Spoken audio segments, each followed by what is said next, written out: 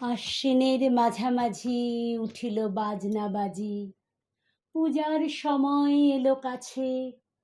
মধু বিধু দুই ভাই ছুটাছুটি করে তাই, আনন্দে দুহাত তুলি নাচে।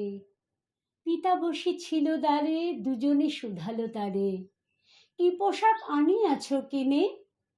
পিতা কহে, আছে আছে তোদের মায়ের কাছে, দেখিতে পাইবি ঠিক দিনে।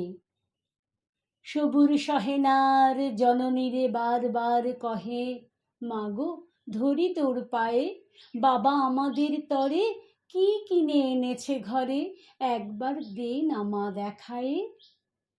ব্যস্ত দেখি হাসিয়া মা দুখানি ছিটের জামা দেখাইল করিয়া আদর। মধু কহে, আর নেই? মা কহিল, আছে এ এক জোড়া ধুতি ও চাদর।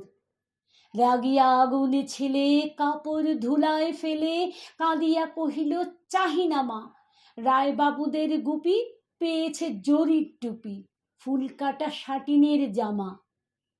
মা কহিল, মধু ছি ছি, কেন কাঁদো মিছামিছি?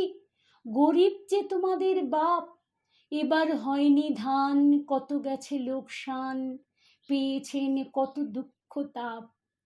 তবু দেখো বহু ক্লেশে তোমাদের ভালোবেসে সাধ্য মতো এনেছেন কিনে, সে জিনিস অনাদরে ফেলিনি ধুলির পরে, এই শিক্ষা হলো এতদিনে। বিধু বলে, এ কাপড় পছন্দ হয়েছে মোর, এই জামা পরাস আমারে। মধু শুনে আরো রেগে ঘর ছেড়ে দ্রুত বেগে গেল রায় বাবুদের দ্বারে।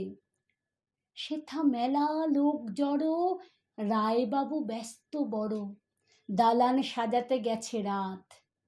মধু যবে এক কোণে দাঁড়াইল ম্লান মনে, চোখে তার পড়িল হঠাৎ। কাছে ডাকি স্নেহ ভরে কহেন করুণ স্বরে, তারে দুই বাহুতে বাঁধিয়া, কিরে মধু, হয়েছে কি তোর যে শুকনো দেখি? শুনি মধু উঠিল কাঁদিয়া, কহিল, আমার তরে বাবা আনিয়াছে ঘরে শুধু এক ছিটের কাপড়। শুনি রায় মহাশয় হাসিয়া মধুরে কয়, সেজন্য ভাবনা কি বা তোর? ছেলেরে ডাকিয়া চুপি কহিলেন, ওরে গুপি, তোর জামা দে তুই মধুকে।